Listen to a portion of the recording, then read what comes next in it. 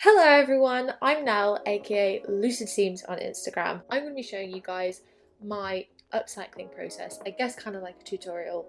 I hope it's going to be somewhat informative, somewhat interesting, something to keep you entertained whilst we're all stuck at home. So this is the item that we're going to be upcycling. Now I've had this pair of trousers for probably about a year. I bought them in a cancer research charity shop for £4.40 apparently. They've still got the label in. I've been meaning to upcycle them for a while, so I thought I'd finally get around to doing it. A really lovely pair of trousers. They're like pantsuit trousers, I guess. They're a really nice material. You're gonna need paints. I've got a selection of different colours and shades, all that loveliness. You want a palette to put your paints on. This one has been going strong. There are a lot of layers of paint on here. I try to let them harden rather than having like a plastic palette and just like rinsing the paint away, because then you're putting loads of paint down the drain. Paint in the water systems isn't great. You'll also want your paint water, a selection of brushes. I've got my pot here. They don't have to be fancy at all. Got some sort of tissue or rag can be really helpful to clean your brush off in between colours. So you could do an upcycle freehand, or you can design it first. For a lot of my items, I do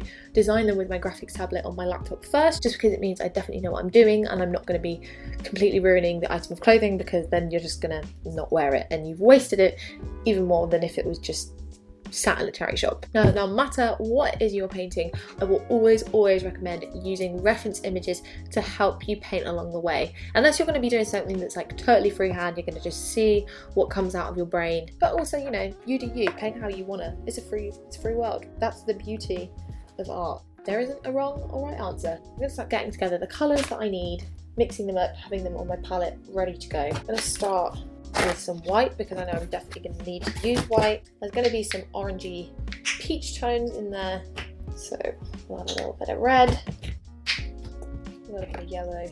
My paints are all a bit of a mismatch of different brands that I've kind of collected over the years of doing my own little art projects at home and studying A-levels and then uni, etc. Different brands will have different thicknesses and things, but if you're going to be using a fabric medium anyway, you can kind of change the viscosity of the paints and kind of make it how you want it anyway. So it's not the kind of thing that I think you necessarily have to splash out on. Just kind of get hold of what you can.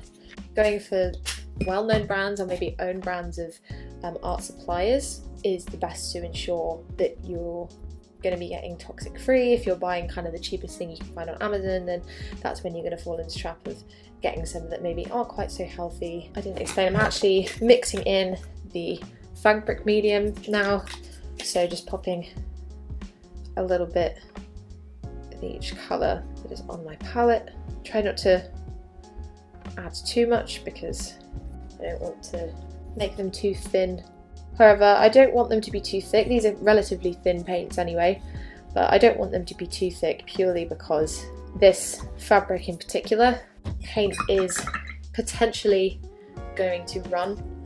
You're not really going to get, if you're working with like a really thick and rigid fabric like denim, you're not really going to get much running, but this one's quite fine, so I don't want the paint to be overly wet. So if I add more thinner, then that's less need for water to thin my paint down as I'm painting. In terms of prepping your item of clothing, there's not really much that you need to do other than just making sure it's clean. I am running off of something that I've already designed.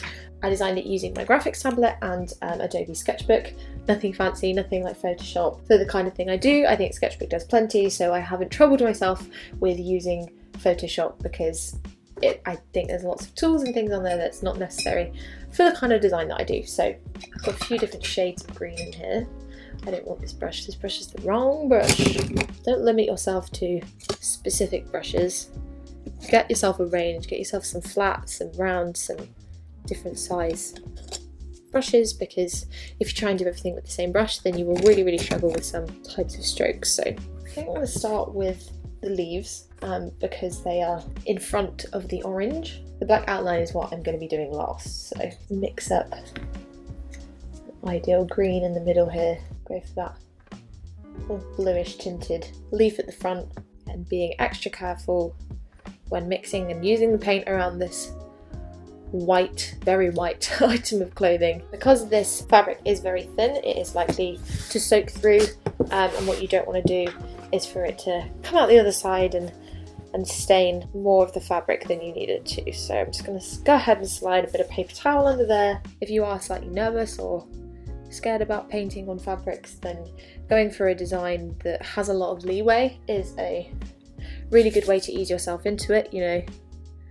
if you're nervous, I wouldn't go straight into wanting to, you know, paint a specific character or something that's very realistic or anything that's going to let you look wrong if you get it slightly wrong. The leaf doesn't have to be exact in shape as I've drawn it, which means the process of painting can be a little quicker too. When you're working with a lot of detail, it can end up taking you a very long time because you've got to be extra vigilant with creating those lines and getting it exact. Just going ahead and putting a bit of a greyish tint into there to capture this slightly darker side of the leaf. Be really careful with adding black in. The tiniest amount of black can make such a difference and really darken a colour, and it's incredibly frustrating if you accidentally put a bit too much in and you ruin your colour a little bit. So there's something really lovely about painting natural imagery rather than, it's got a sort of more natural fluidity to it as you paint. You can afford to make mistakes because if a line isn't perfect, it's not the end of the world. I'm really loving these sort of mintier colours. When designing this, I came up with a colour palette first because I knew that this is going to be a more summery styled item of clothing, so decided on a colour palette that I think would be nice, and from there decided on the imagery. So I thought, oh, it kind of looks like a peach. It's actually supposed to be an orange, and I know that, you know, the colour of the leaves isn't quite the same, and obviously the colour of the orange isn't quite the same as an orange naturally is. But at the moment I'm really enjoying making the colours of things slightly off than what they're supposed to be. Perfect, we've got our first leaf. We're going to be doing the black outline once all of the colours down, because that's what's going to be on top. If you do the black outline first, then you'll have overlap and it's not got that same sort of crisp colouring to it. It's nice because it's looking like we're not going to have to do more than one layer of these colours, which is nice. When you're working with something like denim, quite often you have to do quite a few layers of the colour because it kind of absorbs it a lot. That's what's really lovely with working with white. I'm just going to add this is slightly paler tone to this side of the leaf. Not too much, but it's just to take a little bit of the saturation out of there. The thing with painting with clothes is you're always working with different materials. That's where it's almost good to think of the artwork as a collaboration with the item rather than it just being you and the item has to obey what you want to do. Because sometimes it doesn't work like that. Sometimes you have a really good idea and you think, oh yeah, this is going to be perfect, and then, you know, you go to add it to the fabric and it doesn't quite sit right, the design doesn't work with the texture and the colour of the item.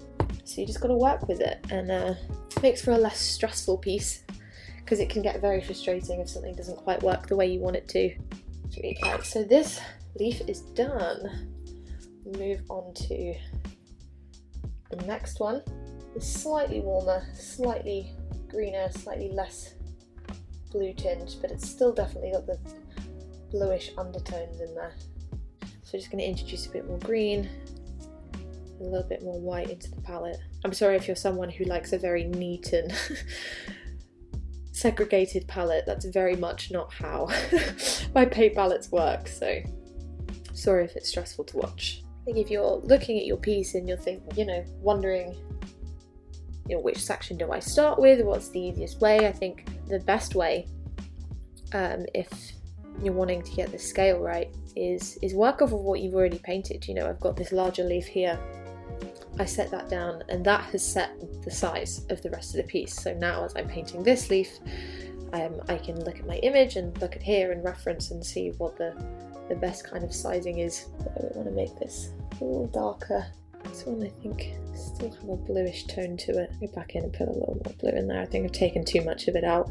Sitting in and painting, it's always a fantastic opportunity for catching up on podcasts. I quite often will binge watch a series, but then I end up missing significant details that I need to know because I'm not looking at the screen as much as I should be as a podcast. So a fantastic way to keep yourself not entertained, because I guess the painting process itself is gonna keep you entertained, but you know, if you want a bit of background noise, other voices, or even listening to this, you know, if you're painting at home and you want to feel like someone's painting in the room with you and the sound of my voice doesn't irritate you, then just stick this in the background. I think especially if you are quarantining at the moment and you're by yourself, or the people that you're with are absolutely doing your nut in, it can be nice to feel like you're sitting in the room with someone, either not yourself or the person that's annoying you. Got the shaping slightly off for this one, but that's okay. It's only around this top bit, again, it doesn't matter. What's nice about this design and what keeps it relatively simple is because it's block colours. You know, you're not really having to blend and combine colours, and not working too heavily with light, because I think that can be something that can really throw off the perspective of something and can be quite frustrating. So if you're just starting out and you want something relatively simple, working with block colour and block design can help you to feel a little bit more confident, whether it be with just painting in general or just working with a new material as well. I wanted to go for something that's kind of block colours, something quite rigid for this set of trousers. They're a very elegant and simple pair of trousers, and it's a very light and floaty, bouncy fabric, and I think if you try and put too much on there and make it too heavy, you can really take away the really nice qualities of the fabric. Be extra careful around these seams. Where the fabric suddenly dips down, it can be a little trickier to get those details. They've made this area slightly bigger than anticipated, but again, that's okay. Now we're going to move on to these slightly warmer toned greens too. So I'm going to go in with a little bit of this kind of mustardy yellow colour and warm those colours up a little bit. Take a bit of that yellow too. Got to remember to keep moving that tissue paper around. Make sure that we're not causing the paint to bleed through to the other side. There's nothing more annoying than working really hard and creating a really beautiful piece and then, you know, realising you've damaged it by a really, really silly mistake. So I really love working with the colour green. There's something very peaceful about it, something very calming. It's very grounding.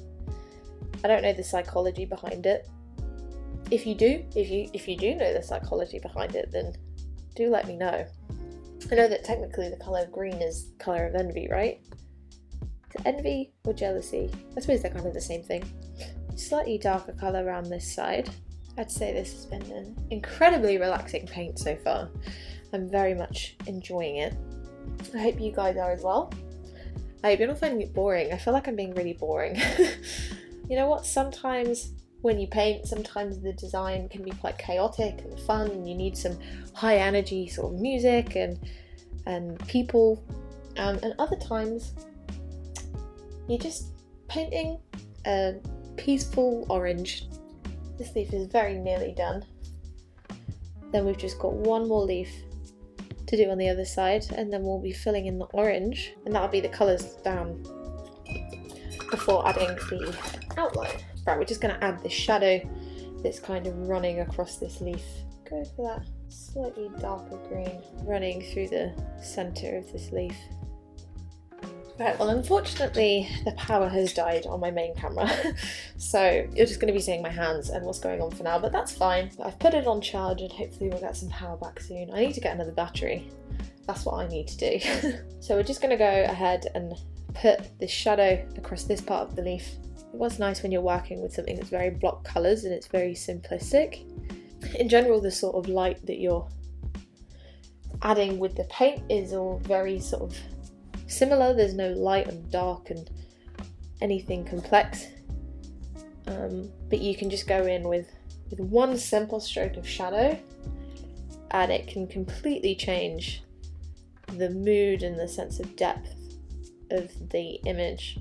Even though, you know, it's nothing complicated, just is what it is. And I think sometimes you can convey a lot more information through something simple rather than feeling like you need to do all this overcomplicated trick of the light kind of painting. Just gonna go down here, extend this leaf out a little bit. Lovely, lovely, lovely. Maybe go in with an ever so slight layer of yellow across the top of this leaf. Just lighten it ever so slightly. create more of a contrast between the colour of the leaf and like the shadow section. A very light layer of yellow over the top of that green that's already there. We're getting there. We've just got one leaf to do. It's just this top leaf that's going to go across theirs, which shouldn't take much time at all.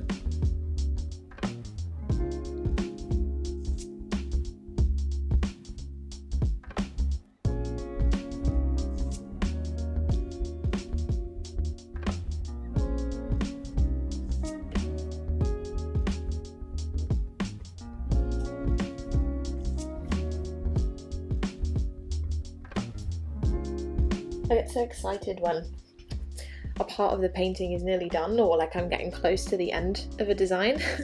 Obviously this paint job isn't particularly long, but when it's a bit of a big daddy project, it's like very, very exciting when you finally get to the end. Orangey peach colour mixed up. And I think the more peachy tone instead of the orange just makes for a really nice summery design. A little more red in there, make it a bit pinker. Paint is getting a little thicker as it's been sitting there. Just add a little bit of water in there just to loosen it up a bit. So let's go in this orange. Let's start up here.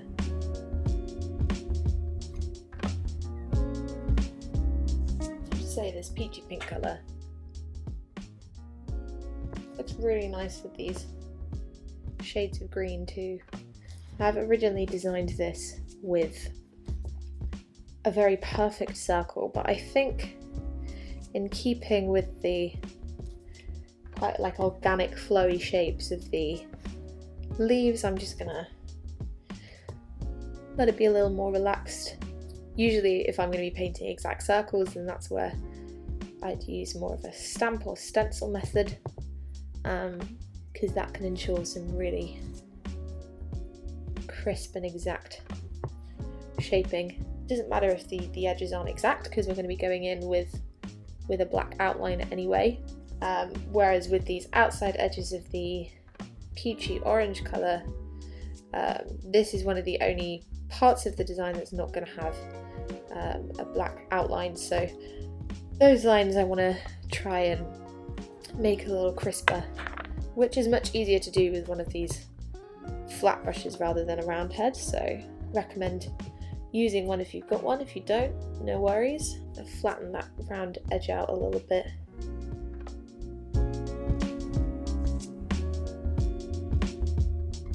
Peach layer down, now we've got a little bit of a shadow to put here, so we're just going to darken this colour down a little bit.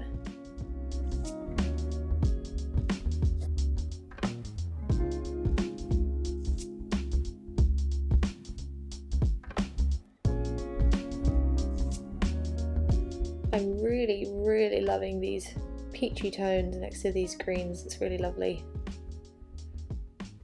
The kind of colours that are easy to match other items to too.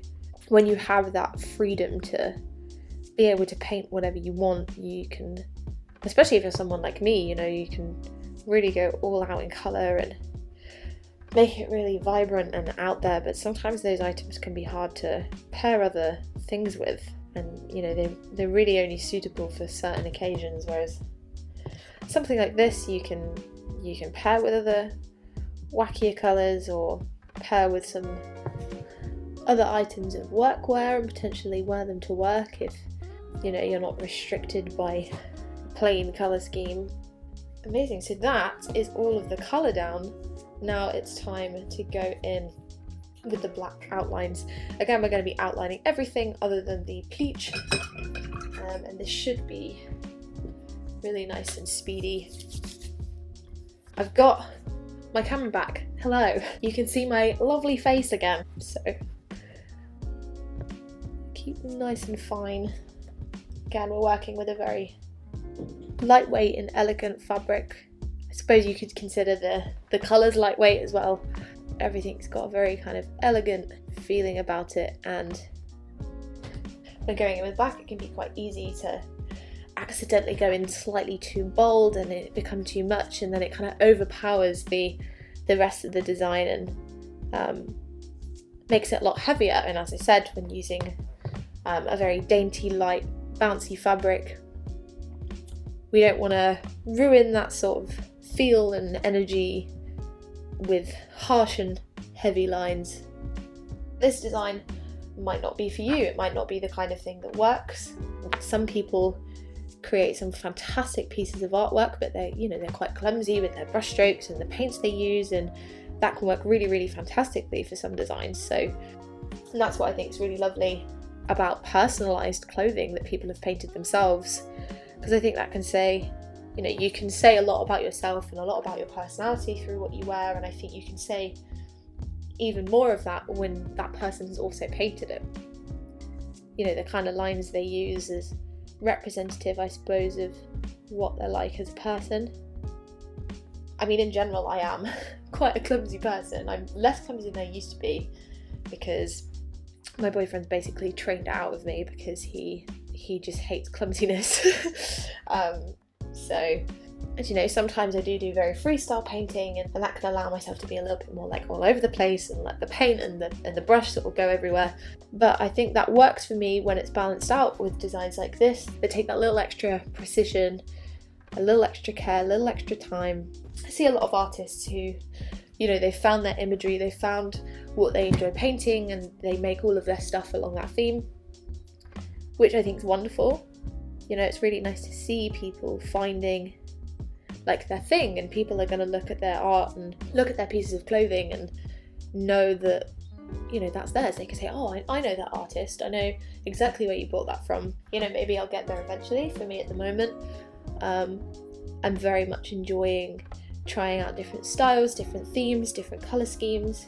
I think that's what's nice about doing a mixture of commissions and stuff that I've just designed from my own brain, because I think the stuff that I design from my own brain is probably a little bit more representative of me and the things I like, and I can put a little bit more of a stamp on it in terms of style, because it's all come from me.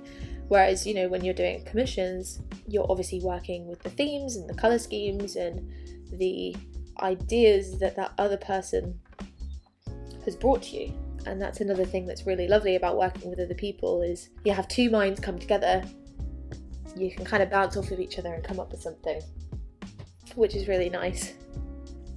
But also with items like this, when I can just go, yeah, that's what I want to paint, so I'm going to do it. It's very nice for the brain.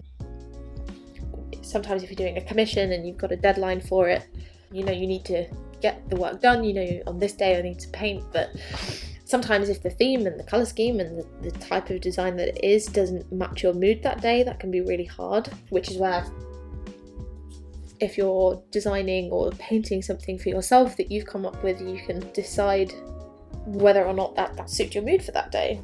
Now this brush is very, very nice for this work actually, because where it's got the really fine tip and then it kind of gets a little bit wider as it gets to the base, it means that I can create some really, really nice delicate fine lines with the tip of the brush, but if I push down a little more, it'll get a little bit thicker.